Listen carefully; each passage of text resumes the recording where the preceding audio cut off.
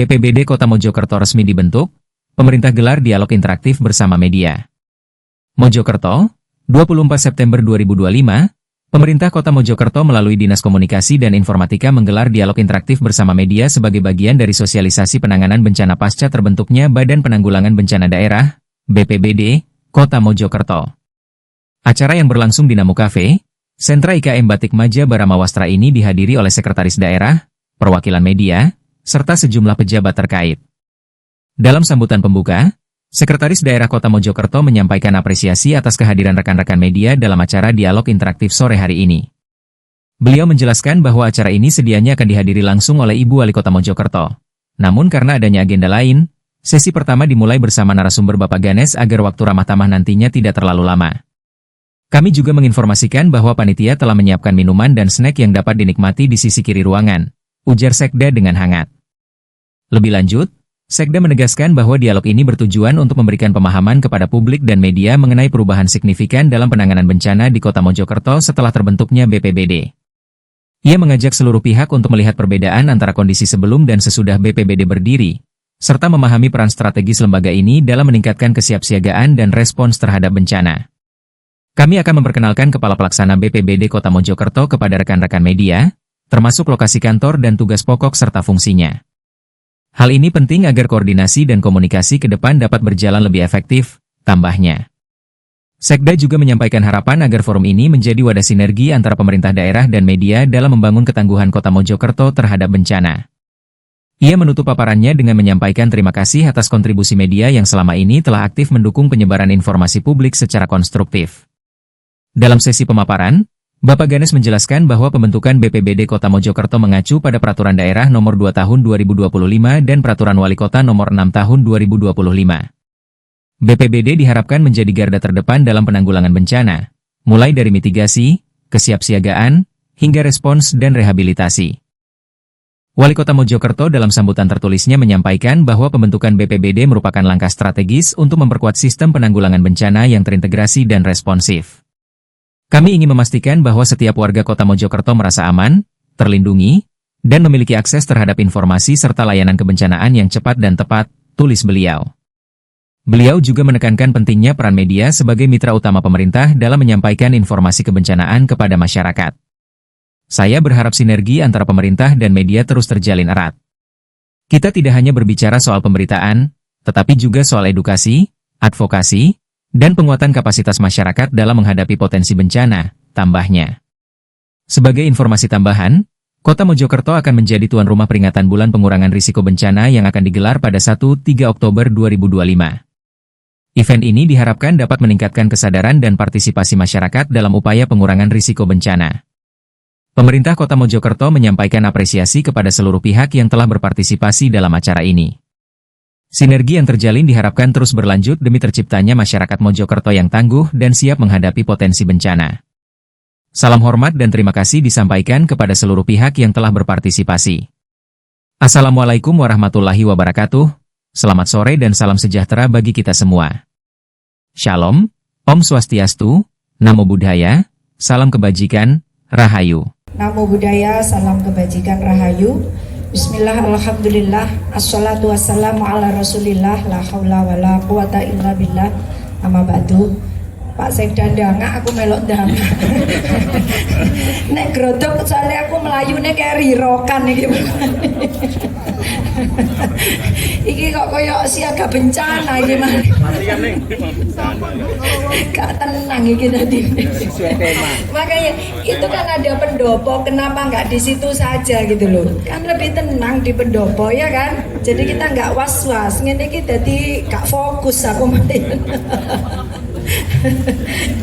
Itu ada pendopo, saya pikir bisa dimanfaatkan kan. Kalau cuman segini kan cukup ya pendoponya ya, itu kan lumayan di sana. Bapak Ibu semuanya, Pak Sekda, Bu Kadis Kominfo, Pak Kalaksa dan rekan-rekan media semuanya, ini kayaknya di periode kedua baru ini ya saya ketemu sama media. Oh, wis 2 kali dah.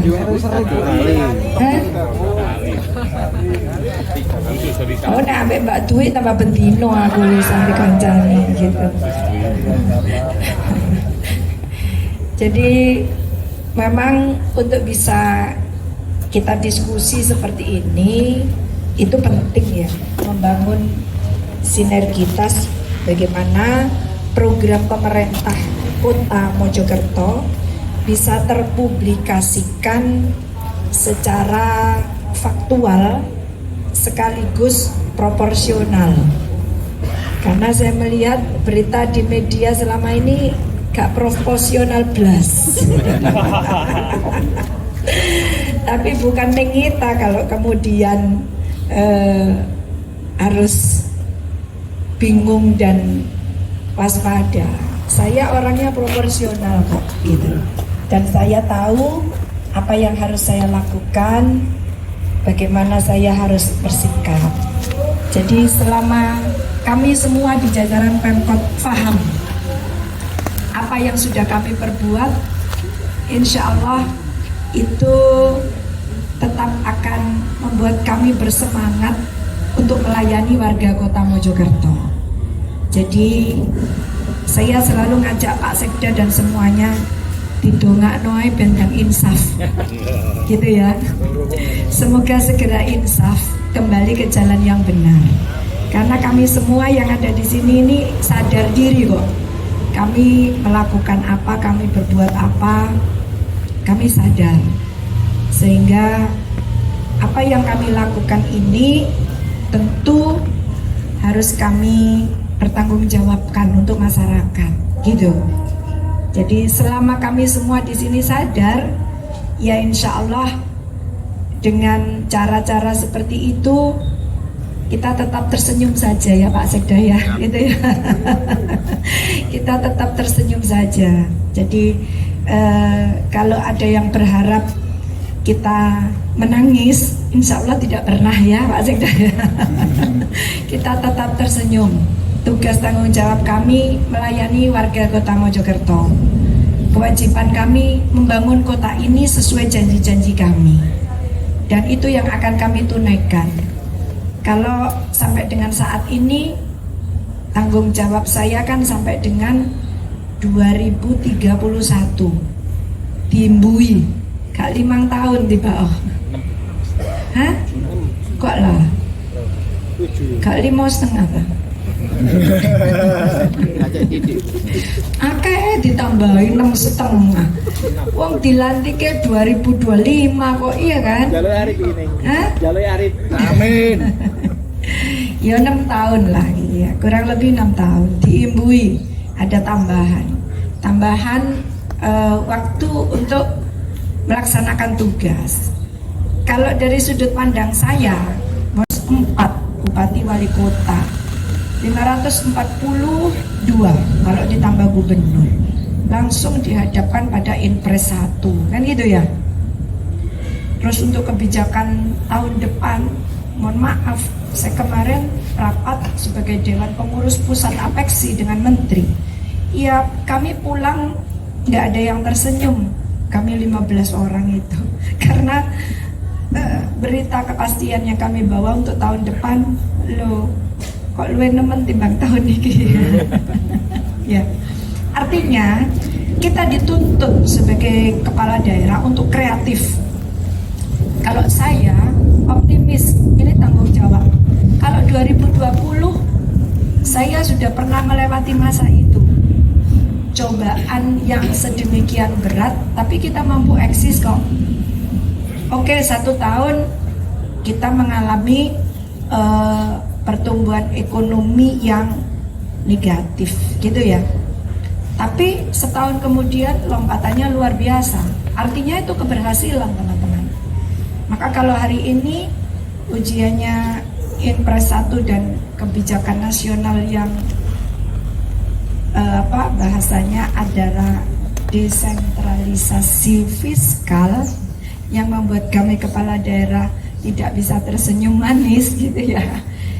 Ini bagi saya pribadi menghadapinya sebuah tantangan untuk bisa melakukan inovasi-inovasi, kejutan-kejutan yang kita tetap bisa mempertahankan apa yang ada di daerah kami masing-masing. Sharing sessionnya mungkin bagi saya pribadi adalah kepada rekan-rekan kami yang kepala daerah baru. Aku ini wis tahu 2020. Sampeyan saiki kan kaget delok ngene. Nah, gitu. Mungkin sharing di sini justru di sini adalah bagi saya pribadi memaknainya sebuah keberkahan. Saya berbicaranya mungkin di luar konteks BPBD ya. Karena bagi saya bahasan apa sih yang mau kita omongin terkait BPBD? Kayaknya bencananya cuma 2024 kemarin deh. Setelahnya insya Allah kita bebas bencana, amin. Kalau sudah bebas bencana, apa gunanya Kalaksa di sana saya? Apa gunanya?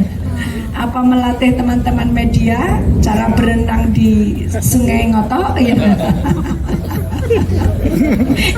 Piye gitu terus. Hah?